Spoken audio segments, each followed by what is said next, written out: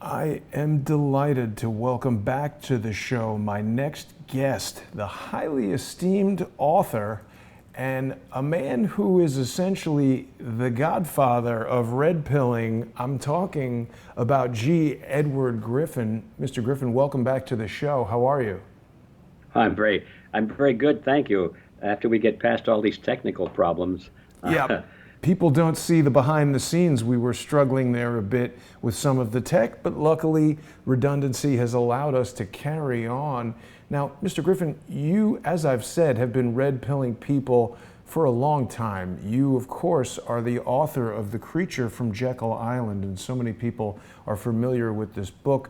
We spoke about it in our last conversation after, or I should say, at Anarchapulco there in Mexico, and now you are creating and going to be sort of the MC or the head, maybe the CEO, I guess, of the Red Pill Expo. How would you describe yourself relative to the Red Pill Expo? well, I have the grand exalted title of being the chairman. There we go. Perfect. Yeah. I love it. And you've told us before how the red pill name came from the film The Matrix, where taking the red pill basically wakes you up to the truth of what's going on in that fictional post-apocalyptic technocratic universe, and the blue pill just puts you back to sleep where you can enjoy the dreamlike state that so many people, it seems, in the United States are in. When I speak to friends who have their jobs, their house, their family, they don't want to hear about this type of information. Even if it's true, they prefer the falsehoods. Well, that's precisely why I thought the idea of using the red pill meme, take the red pill and wake up, was so appropriate because that is what our real life is like. I mean, for those few that may not be familiar with the story of The Matrix, which was a sci-fi movie that came out 20 years ago this year, the whole idea is that all of mankind was living in an illusion. Human beings were all captured by machines. Their bodies were, we were in vats. All humans were in vats of liquid. Their brains were wired up. Their bodies were tapped in, and they thought they were leading normal lives. They thought they were, going to work, eating meals, going on vacation, all these things. But in fact, they're just in the vat. And so some humans escaped, and they were trying to help the rest of humankind to get out of the matrix and find out what life was really like. And of course, in that story, some of them didn't want to be out. They thought reality is harsh. Right. It's better to live in illusion. At least it's decent. So I thought the parallel was so perfect for real life that we thought we'd give it a try and see if people would respond to the message. And they have indeed. We've had, Yeah. this is our, and each one is better than the previous one. Sorry, we lost you there for a second. I think you said this is the third year you've been doing it, right? Yes, it's the third one. And each one, we're building on it. This one is in Hartford, Connecticut, of course. And from all records that we're looking at right now, this is going to be bigger and more exciting than anything before that. That is wonderful to hear. People can still register for the event. It's just 3 days away. If they go to redpillexpo.org and click register, they can get their tickets and make their way over to Hartford. They're going to be able to meet a lot of real luminaries in the alternative news world. Now, something that's recently come to my attention, obviously it's an old practice, but I wasn't aware of it. I wasn't aware of the terminology. This concept of social engineering. And frankly, it's been in use forever. It used to be newspapers and things when they wanted to have these secret meetings about how to form the Federal Reserve, but get people behind it so that the general public would support this move. You've told me how they would put out information in the newspapers and they wanted to create this false sense that bankers didn't like it so that the public would like it. This is an example of social engineering, basically fooling people into believing something which is not true to make them think it's true. Right. Yeah, it's a fact of life, and it's amazing because it took me so long to realize it. In my early days, I thought that I felt like I was in the Matrix too, because I thought everything was wonderful. I thought that All government agencies were there to help us. Right. I thought that our monetary system was run by the government. I had no idea it was really a banking cartel. I thought it was a government agency. I really did. Most people still think that. I thought that healthcare industry was would put healing people ahead of making a profit. I really believed that. And so, all of these illusions we live in, and it seems like the more important area it is to our lives, like our healthcare, our educational system, our monetary system, our communications, I mean, everything, our flow of information. Um, the more important those areas are, the more likely it is that individuals and institutions have wormed their way into them and they now dominate them, and they've created illusions about them to keep us all supporting them and keeping the money going and doing what we're told because we think it's for our own good. So anyway, that's the genesis of it all. And a lot of people, we find out, just like in the movie The Matrix, they'd rather go back into the vat and go into illusion than face reality, which sometimes can be pretty harsh. Absolutely. And what you've just described, the very infiltration of these industries by those that would rather make profit than actually serve the best interests of the customers of those industries, that itself is a form of social engineering. It's a fascinating topic because I've been subjected to it, our viewers are subjected to it, and I think that what we've been experiencing since the election of Donald Trump, and even before it, was this really unprecedented shift in information flow. As you've just said, there are those that wish to control these industries and control people's thoughts, and they do that by controlling the information flow. And things like Red Pill Expo and Crowdsource the Truth have been able to thrive in this world of social media because, of course, when you bring forward these types of revelations about the government, about the Federal Reserve, I don't imagine you're having a lot of appearances on Fox News or CNN or MSNBC or the New York Times or the Washington Post. Exactly. Those are exactly the institutions that I was talking about in the field of media. They have vested interest in keeping the people pretty well in this illusion.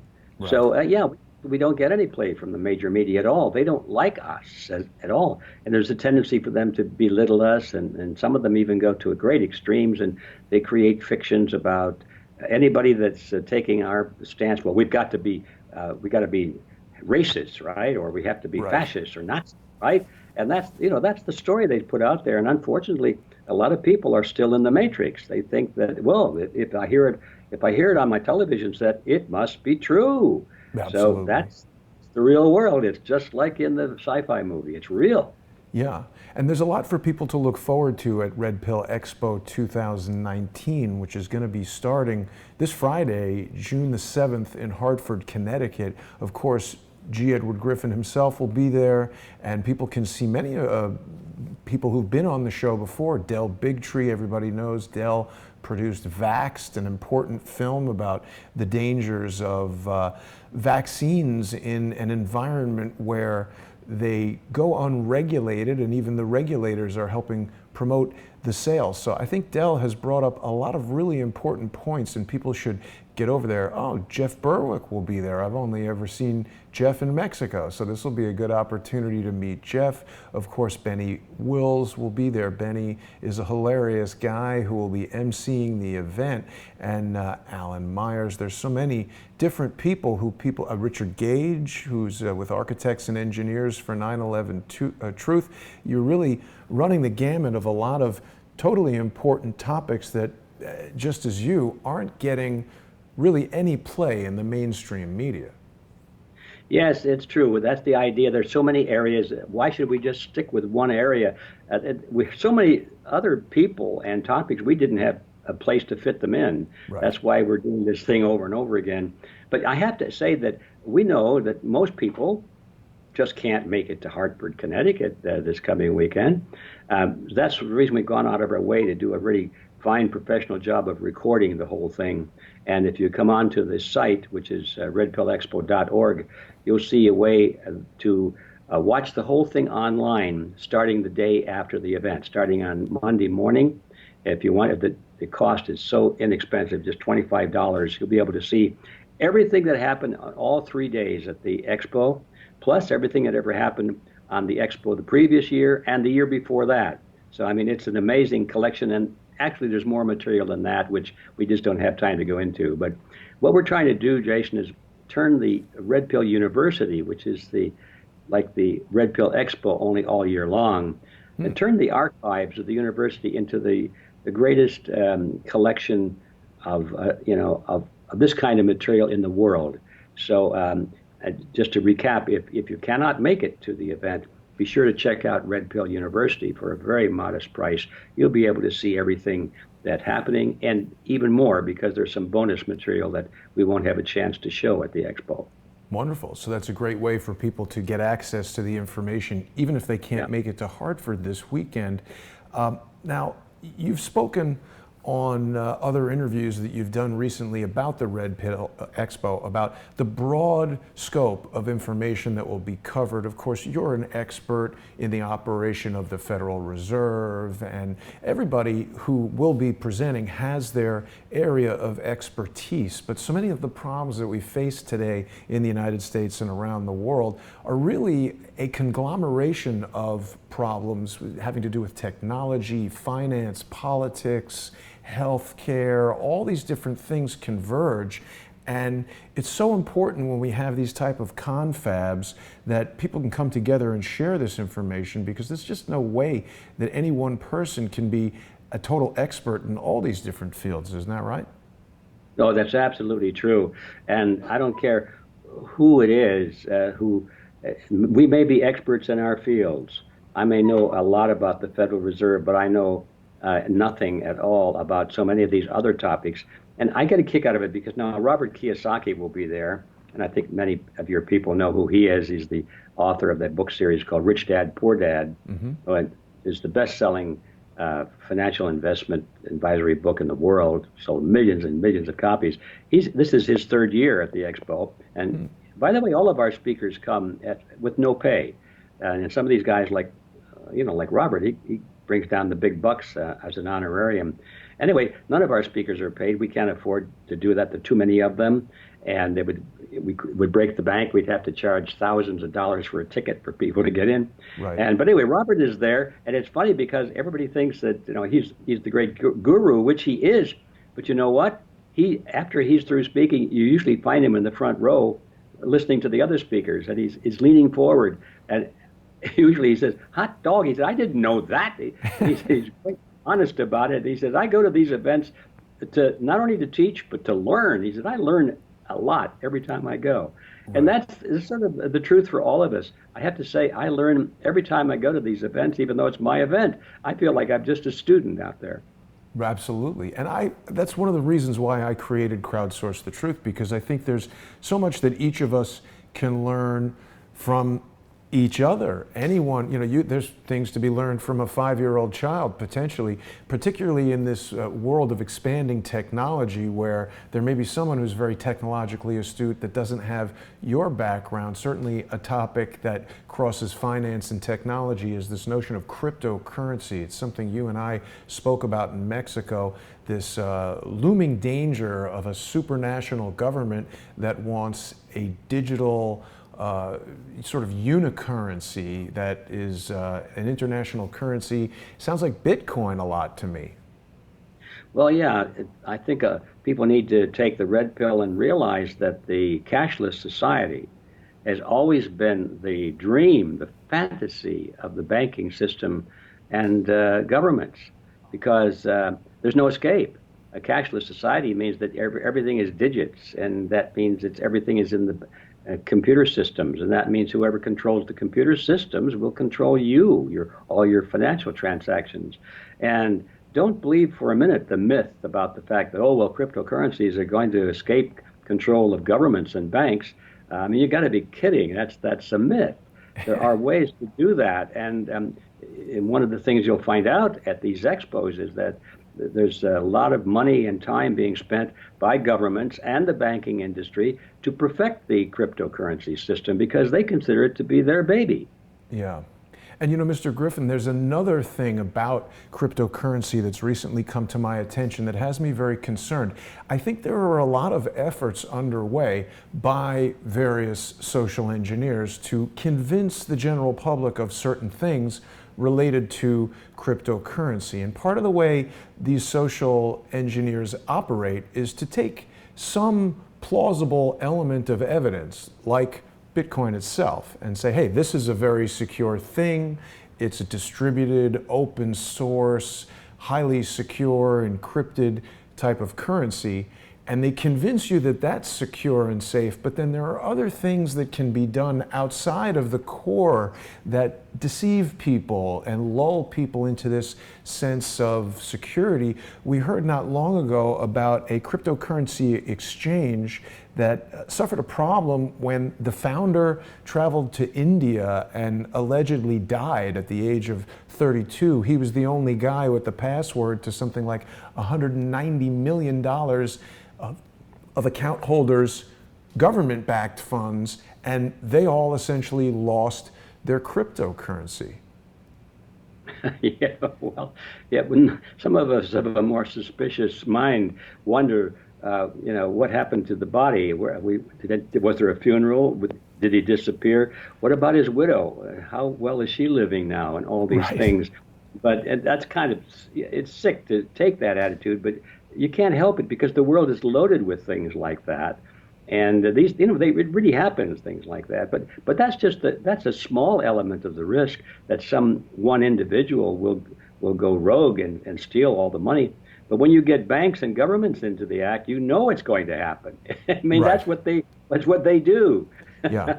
I just like to look at these things very skeptically because in addition to banks and governments, which are going to do what we know they're going to do, money laundering, HSBC, BCCI, all these huge institutions have been involved in all kinds of scandalous things.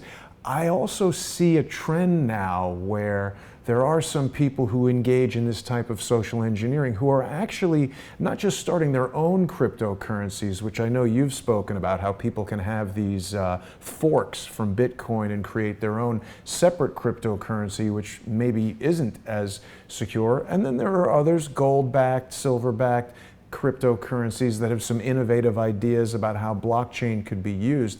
My concern is with some of these independent entrepreneurs that are endeavoring to open their own cryptocurrency exchanges where people actually purchase a variety of different cryptocurrencies with government-backed funds. My concern is primarily that some of these exchanges are engaging in fractional reserve cryptocurrency sales. So even though Bitcoin itself is very technologically secure, you could still be scammed if you're doing business with the wrong company in terms of how you buy and sell these assets, right?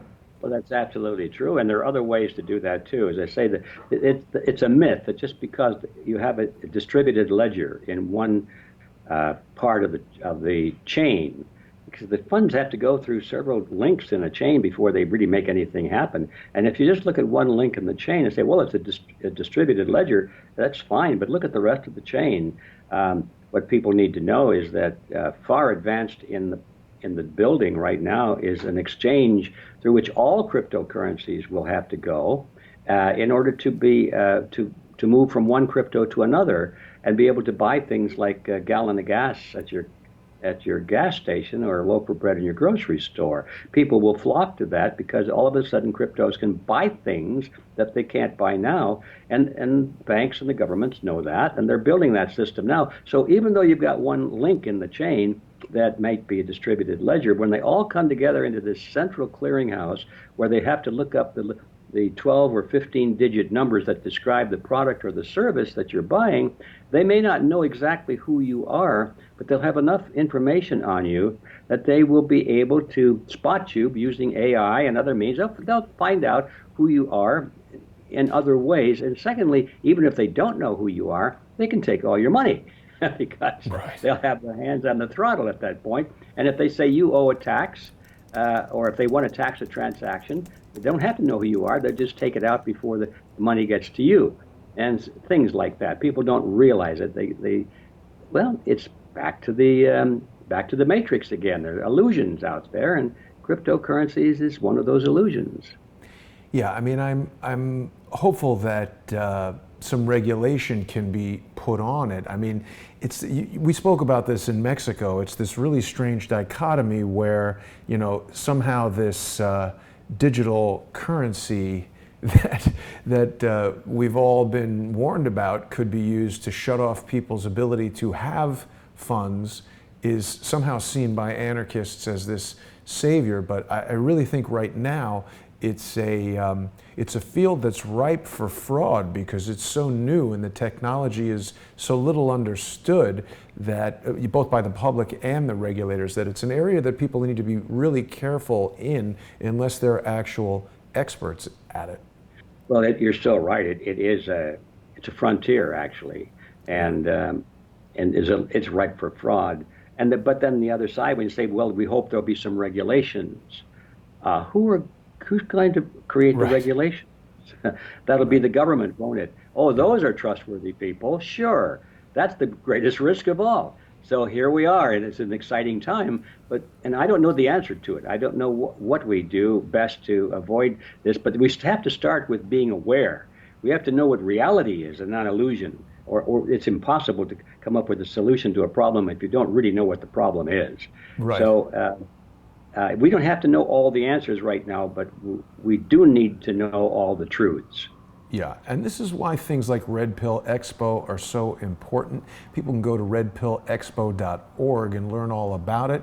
You can click on this red register button and you can still purchase your tickets to attend the event. It's going to be starting on Friday, June 7th and running through the weekend in Hartford, Connecticut. So if you're in the tri-state area, it's very accessible.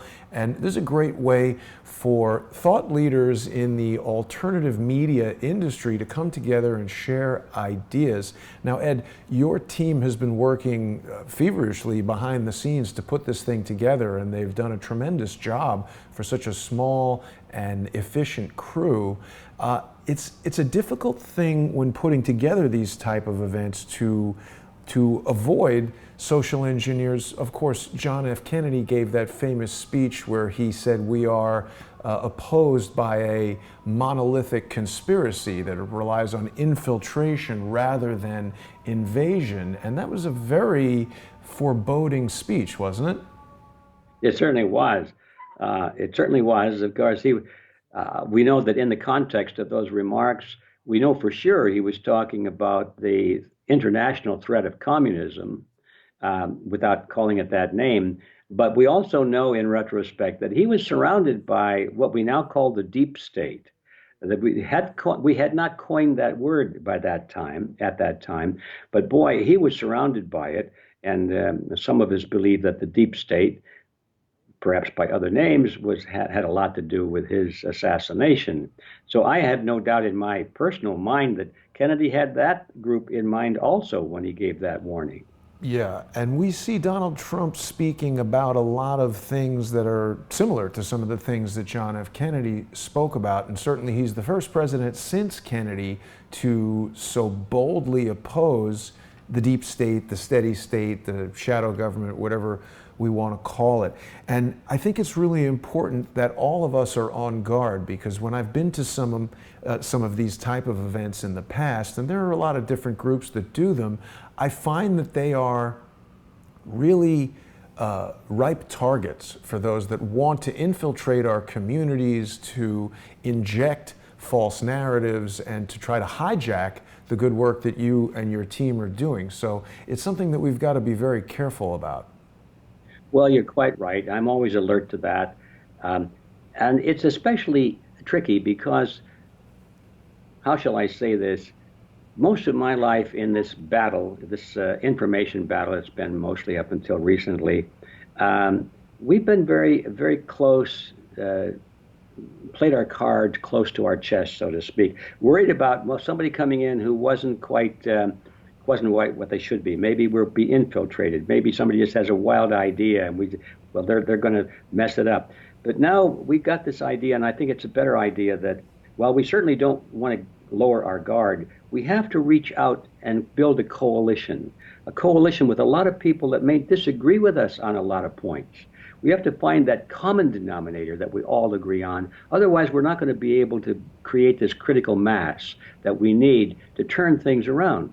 So now we're walking into the camps of other people, and it's kind of refreshing because, for example, I'm going to Bali the following week. I've been Wow. invited to make a presentation to a New Earth Summit meeting over there.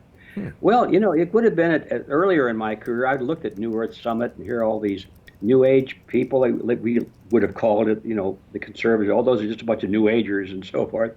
And yeah, they wear sarongs and they walk around barefoot, some of them, and they're very holy people. And we think, what is that all about? Meanwhile, they're looking at us and saying, oh, look at those square people over there. What is that all about? And we never get together. And lately, we've suddenly, on both sides, and there's more than just two sides of this, we realize that, hey, this isn't working. We have to look for the common denominators, and it's working. I met Sasha Stone here recently. He lives over in Bali. He's the one putting on this event. And what a marvelous fellow he is. And his knowledge of history and ethics is just so close to ours. It just, once we get over the idea that, well, they dress differently or they talk differently or maybe they go to a different church or something like that, get over all of that and realize what are the things we have in common. It's amazing what kind of a literal brotherhood arises out of that. And we Right. are building a global movement now. Yeah. And I don't know how many of our viewers will be able to make it to Bali, Indonesia, but I believe this is the website for the summit. It seems to be sponsored in some way by the International Tribunal for Natural Justice, which is a self-appointed judicial committee. People can look into that separately. So it's quite a trip for you to go all the way to Indonesia to appear at this summit. Yes, and it's going to be a great occasion. I've been looking at the people that are going to be attending, and these are important people. Not that there are unimportant people, but these are people of stature and have reach and have following. And this is the kind of a gathering you need, where you bring leaders together. Because let's face it, mankind is built in such a way that we like to follow leaders. And so if you can get the leaders together and moving in one direction, there'd be a huge number of people that will follow shortly behind that. And this is exactly what we need to do.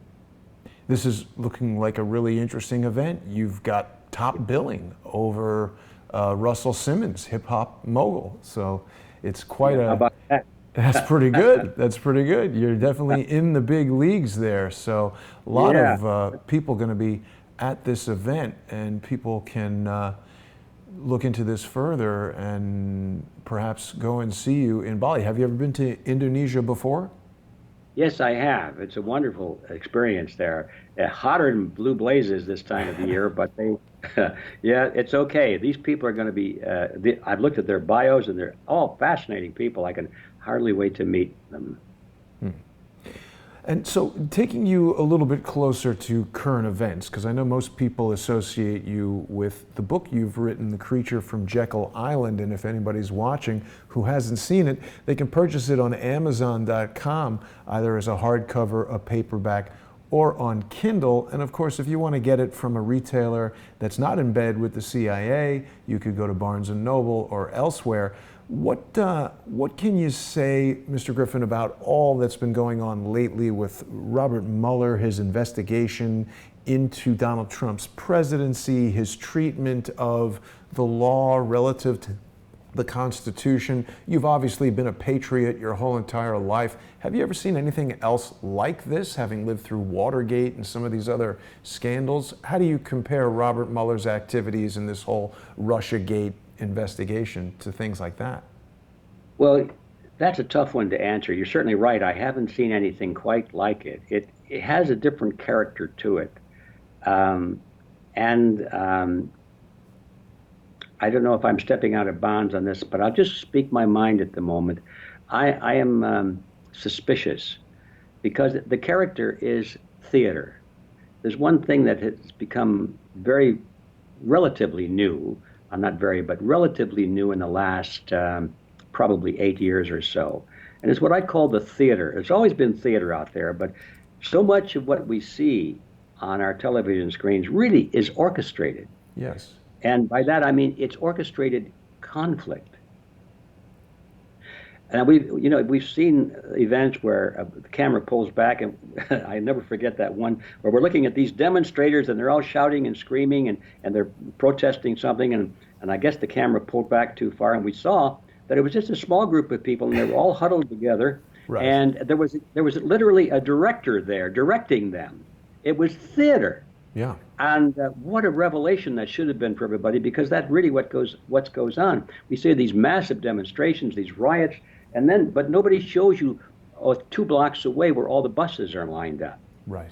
And somebody like George Soros and his group, or somebody else, maybe connected with the deep state, paid for those buses and for the lunches and for the organizers and for the making of the signs. It's all theater. Right. And people look at it on their television sets and they think, oh my gosh, this is real. You talk about the Matrix, this is it.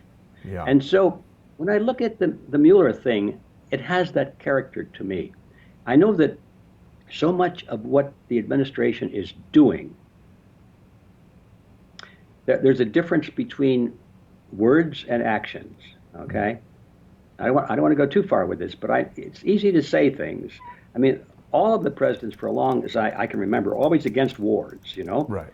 But once they're elected, nothing changes. There are more wars than there were before. Yeah. The words don't mean anything. They're all against waste in government spending, right? All of them. Right. Once they're in government, waste in government spending goes up, without exception. And you can make a list of all the important things. They're all against those big bankers, right? They all speak against, the Federal Reserve is ruining the system. Once they're elected, they appoint members of the Federal Reserve or the major banks to their cabinet. Yeah. Okay? So, how can you not notice this? Well, you don't want to notice it because you're in the vat. You're in the Matrix. You don't want to see reality. And I look at the things that the administration is doing right now would never be tolerated if it weren't for their horrible enemies. Think about that.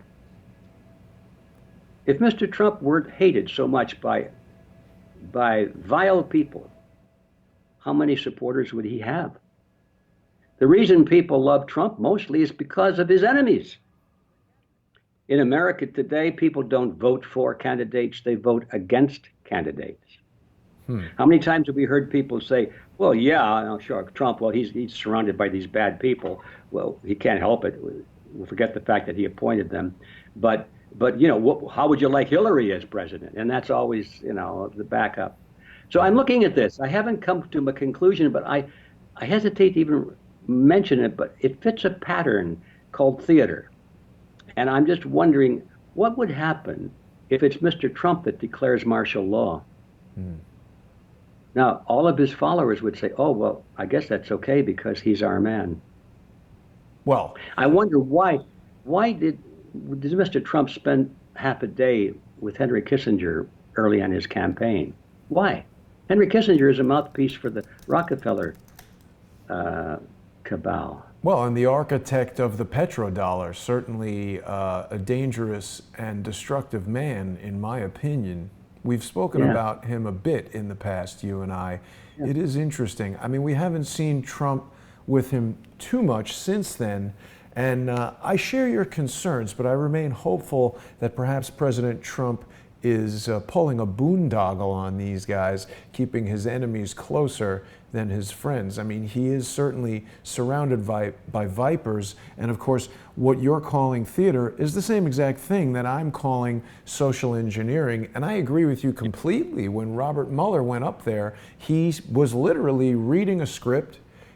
He seems like a bad actor to me, but he is working to convince people that something which is untrue is true, and something which is true is untrue. For instance, it's absolutely but the only true. thing is, But Sorry. the only thing, nobody's falling for it. You see, that's the theater I part. don't know about nobody. I think you and I aren't, and the people that come to events like Red Pill Expo in Hartford, Connecticut this weekend, and people that listen to Crowdsource the Truth aren't falling for it. But I can tell you that there's quite a lot of people who are falling for it.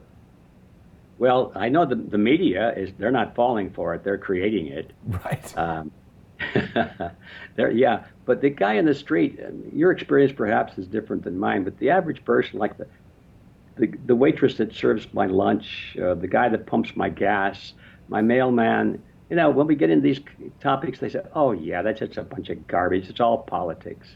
Um, Right. but you wouldn't know that by watching television. Watching Yeah. television, oh, they play it very, very sincerely. I mean, it's this news flash and that news flash, but that's the theater I'm talking about. Once you Yes. get away and out there where the people live, I don't think it means much. So anyway, I almost wish you hadn't asked me that question Oh, because I don't want to get all my friends who are really so hopeful about Trump, as I am too, by the way. I don't get me wrong. yeah. I think your word was accurate a moment ago when you said you're hopeful, and so am I. But this is the age of theater, and we cannot afford to just close our eyes and say, I won't even consider that. And Oh, I agree with you completely. We need to consider all possibilities. And certainly, I think President Trump's cabinet has been infiltrated, as you say, by a lot of pretty treacherous characters. Someone who I've been learning quite a bit about just recently. I never knew much about this guy, but actually had the opportunity to meet and briefly speak with him. I'm sure you're familiar with the U.S. Commerce Secretary. I'm speaking about Wilbur Ross. What do you think about this yes, guy? well, he's as bad as they get. And you take Bolton, for example. I mean, these guys come from hell, Right. and they're not infiltrating the cabinet; they're invited in. That's Right. the thing. They didn't infiltrate; they were brought in Right. from the top.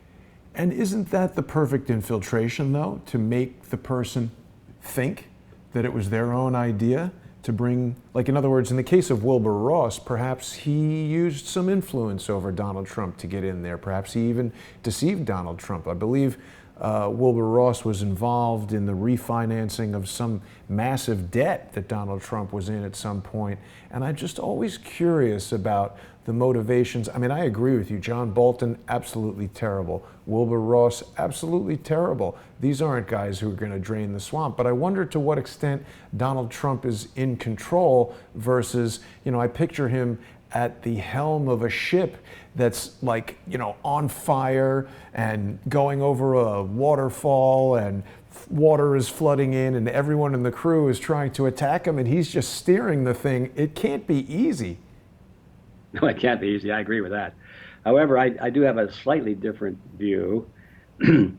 I don't think the president of the United States is steering the ship. I don't think he's up in the wheelhouse at all.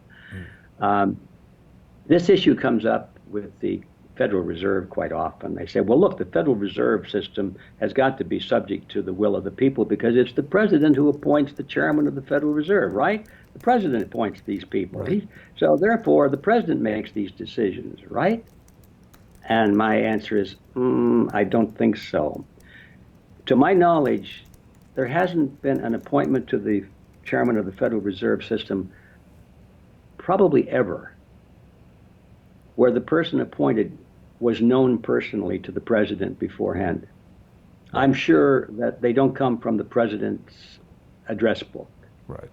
The president, in order to be nominated and elected, the president has to make deals.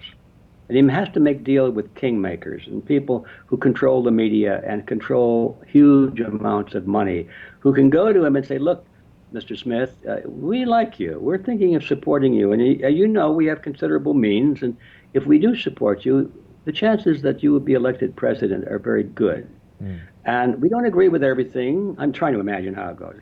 We don't agree with everything you say, but we like what you're doing. And we could make you president, we believe. And all that we ask in return is if you're willing to accept our support. is that when it comes time to make certain appointments to keep positions, you consider our recommendations. Right. Well, he knows what that means. Yeah, of course, you make a deal. And so when it comes time to appoint to the Federal Reserve or to the Secretary of State or Secretary of the Treasury, he's given a list Yeah. from which to choose.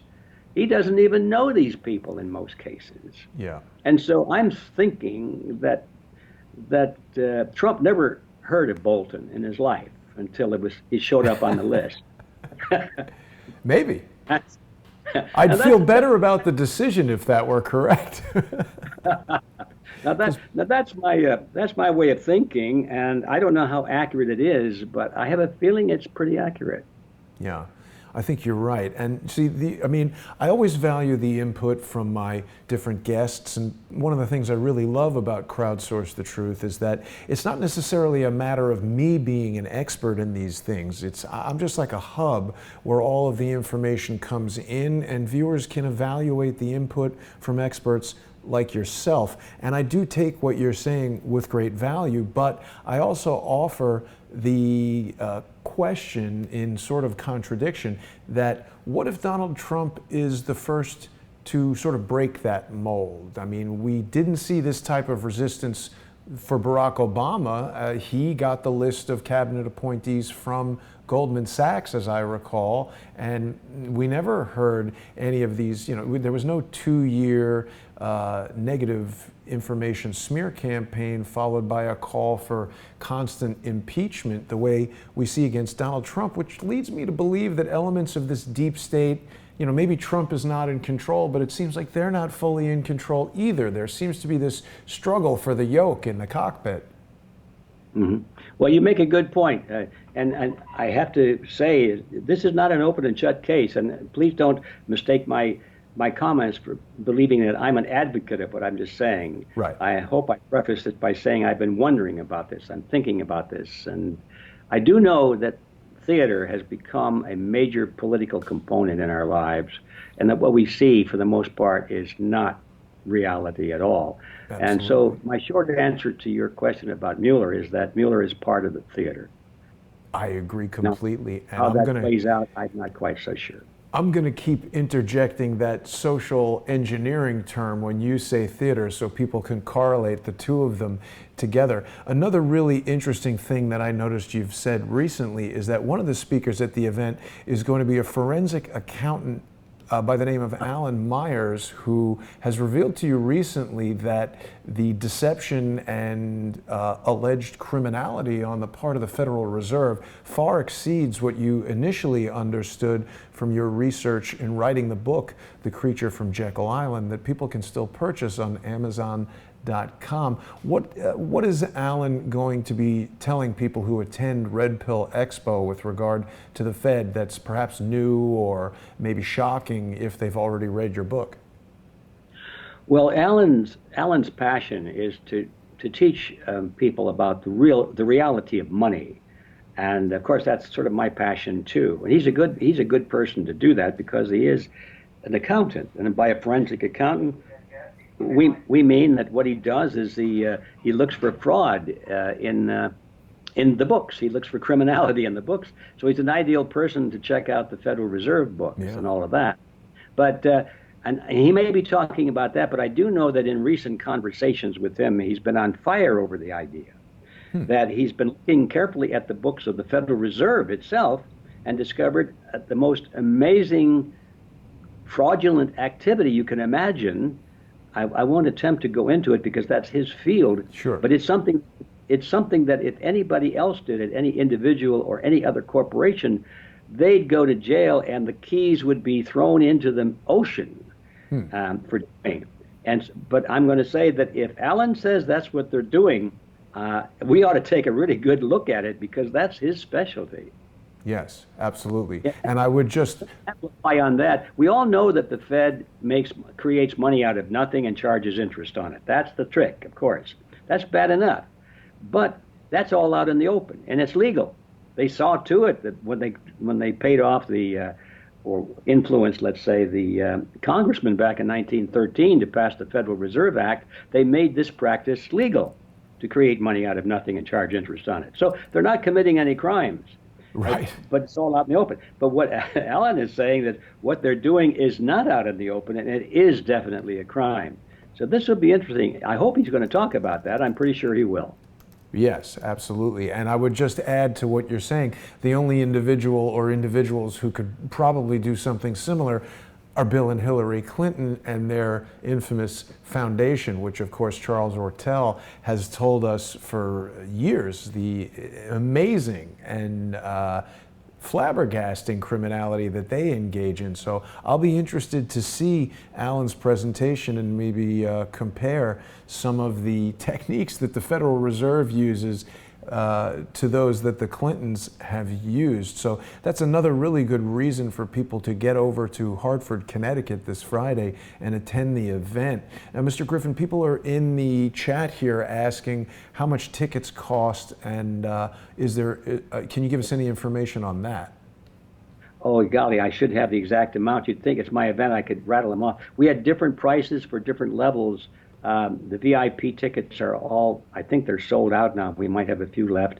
But I think with a discount on all that you can get, by the way, if anybody listening to this wants a discount, that's what I'm supposed to offer. So just when you go to sign up, there's a coupon code, asks you have a coupon code, put in GEG, which are my initials, GEG, and that'll automatically give you $30 off. Now back to what's the ticket? I think it'll come into about Looks like $195 for a regular ticket and $375 for the VIP ticket, which it does say that there's only a few left. That VIP pass is going to get people into the various banquets and special events where they can meet the speakers and talk to them and interact like that. Yeah, so thank you for checking that out. So once the 195 is discounted by 30, I guess it takes it down to 165 for all 2.5 days. Right. And I think Imani had some sort of discount code for viewers of Crowdsource the Truth, but that hasn't been... Well, use that code. Then. I didn't get it. I don't know what that code is, but I'll find it after the interview and I'll put it into the notes. Okay. So that people coming back to see this can take advantage of that discount. And people, of course, can always email me on truth@crowdsourcethetruth.org, and I can get them that discount. I'll be there as well, so if people want to meet me, I think there's a lot of people who might want to meet me for the wrong reasons, but people who want to meet me and not attack me, you can come to the Red Pill Expo in Hartford, Connecticut, starting this Friday, and it's a weekend packed full of exciting events, great speakers, lots of really interesting information. I know you're short on time, Mr. Griffin. Is there anything else that you wanted to share with our viewers before we wrap it up about Red Pill Expo or any topic at all? Well, not really. I think we pretty well covered it, except that I know that not everybody is really interested in this. This is one of my favorite thoughts lately, is that people say, well, we can't win this war because, look, nobody seems to care. You know, their eyes get glazed when you talk about these serious things. We've lost.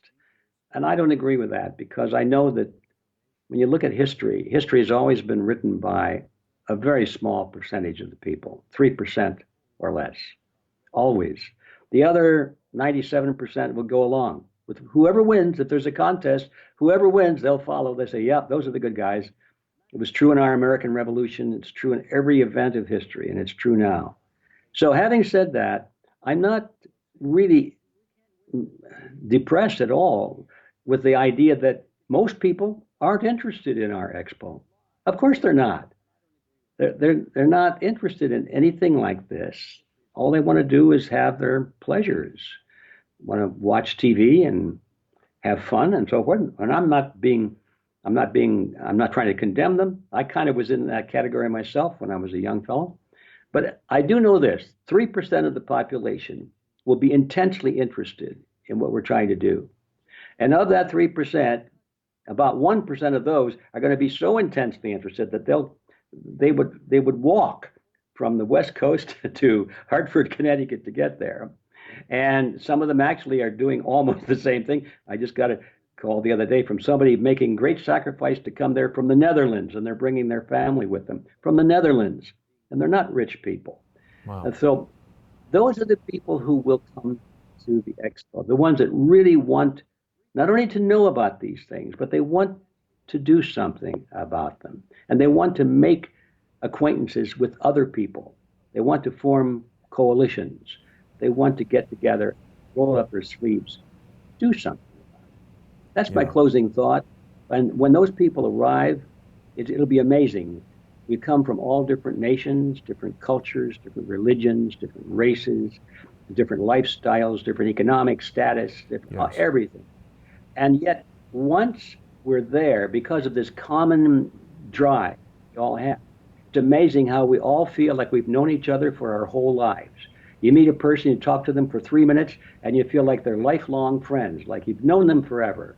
And it's because of this common drive that we all feel, this responsibility and this desire to really do something and make the world a better place. So that 1% out there that is listening to this, that has that feeling, you belong and you will come if any way possible to the Red Pill Expo, even if it's to look at it online and become part of the university afterwards. But Yeah. you are the folks that this event is designed for. That's great. I think it's wonderful that you've got that Red Pill University, and the video will be accessible to people after the event. And of course, you're going to get a lot of it, a lot of information out of those videos for a very good value, but you cannot replace the value of face-to-face contact and in-person meetings with some of these great presenters. And of course, Ed, this is a multifaceted assault on the people of the United States and the world. As I look through the list of speakers, we've got people who are talking about health and environmental concerns. And when you talk about the people who aren't interested in this, well, I think a lot of the distraction may be happening even on a chemical level. People are lulled into submission through alcohol and drugs and cigarettes and things like that. Things that are, you know, it's almost like another movie, Star Wars, which talks about the dark side of the Force, which is easier and more seductive. It's much easier to go with the flow than to resist these types of societal norms and try and, you know, red pilling people, let's face it, it's not a picnic. Most people resist this information. They suffer from something called cognitive dissonance, which you've spoken about many times, but it's really a rare opportunity for people to attend an event like this, get a chance to interact with luminaries like yourself. So I really hope that people will show up in Hartford this weekend for the Red Pill Expo. It's starting Friday, June 7th, and it's going throughout the weekend. You can find more information at redpillexpo.org.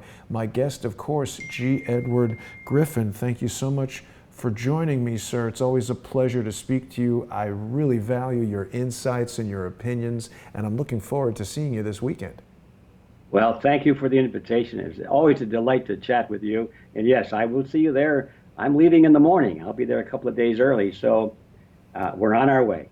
Wonderful. I want to thank everybody for watching, and I want to remind them that Crowdsource the Truth is a community-sponsored news resource. So if you're watching now, if you value this information and the guests that I bring to you, please go to patreon.com/crowdsourcethetruth or subscribestar.com/crowdsourcethetruth and become a sponsor so I can keep these news broadcasts coming. Thank you so much, Mr. Griffin. I will see you this weekend, and thanks for everyone who's watching now and will come to the Red Pill Expo. See everybody soon. Okay, thank you.